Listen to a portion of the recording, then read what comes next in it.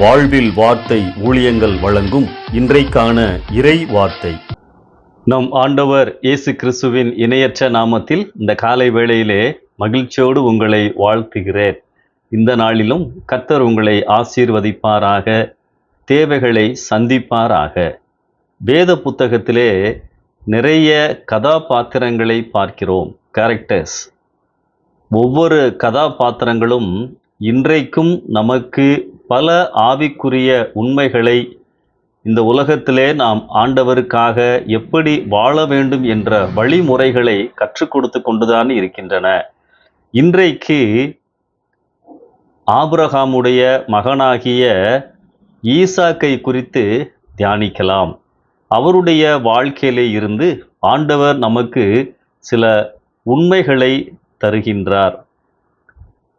ஆதியாகமம் 31 அதிகாரம் 42 வசனத்திலே தேவன் ஈசாக்கை வைத்து அறியப்படும் வார்த்தைகளை காணலாம்.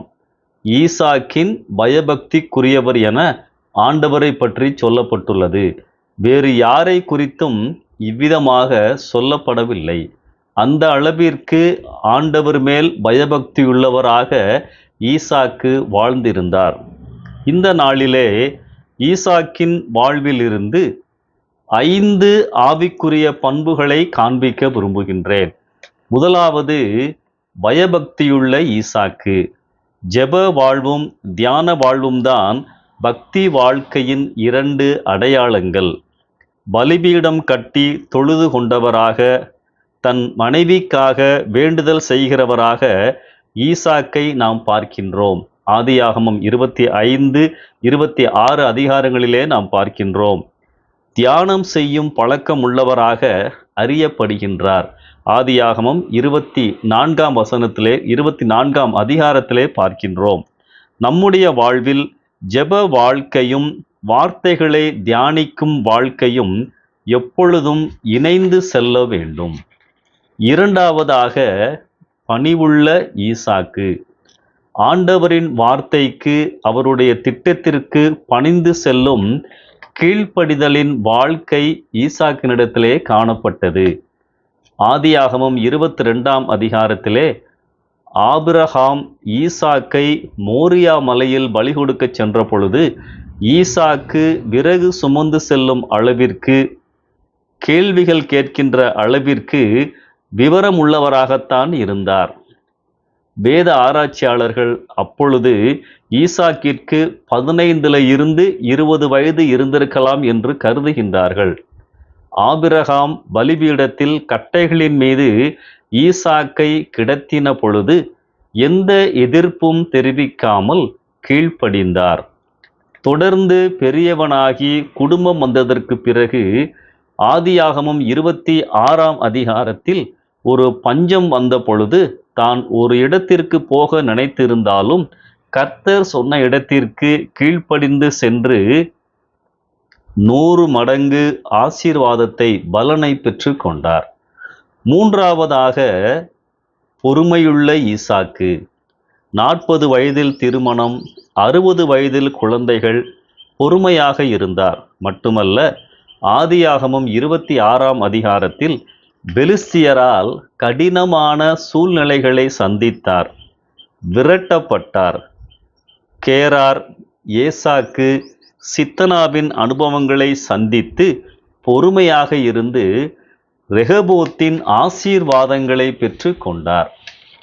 நான்காவதாக, பரிசுத்த தெய்வத்தை பிரதிபலித்த ஈசாக்கு.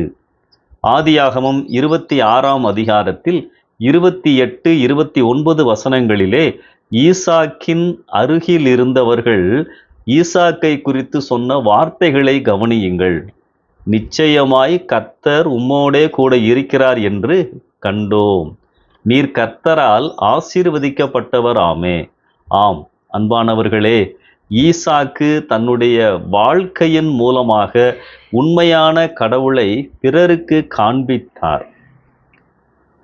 அந்த மனிதர்கள் ஈசாக்கினுடைய ஒவ்வொரு நடவடிக்கைகளையும் கவனித்திருந்திருப்பார்கள். அவருடைய குடும்ப வாழ்க்கை, அவருடைய ஜெப வாழ்க்கை, அவருடைய மற்ற சமுதாயத்தினரோடு பழகுகின்ற விதம், இவைகளையெல்லாம் பார்த்து கடவுள் உன்னோடு இருக்கிறார். அன்பானவர்களே, ஒரு சாட்சியின் வாழ்க்கை 100 பிரசங்கங்களுக்கு சமம். நம்முடைய வாழ்க்கையிலும் நாம் வணங்குகின்ற கடவுளை மற்றவர்களுக்கு நம் வாழ்க்கையின் மூலமாக காண்பிக்க வேண்டும். 5வதாக, பக்குவமாய் விசுவாசித்த ஈசாக்கு.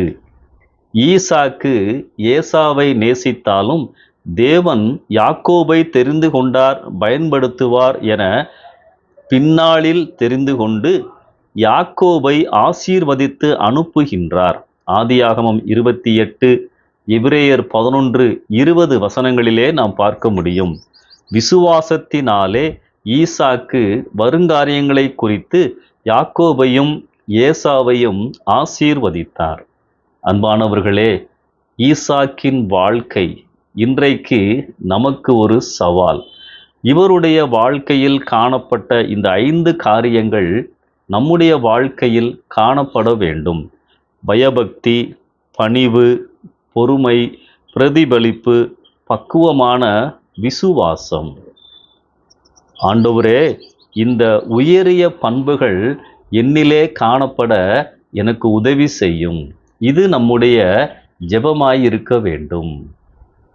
நேற்றைக்கு உங்களை வழிநடத்தின ஆண்டவர் இன்றைக்கும் உங்களை வழிநடத்துவார், தேவைகளை சந்திப்பார். நம்பிக்கையோடு இந்த நாளை ஆரம்பியுங்கள். ஆமென்.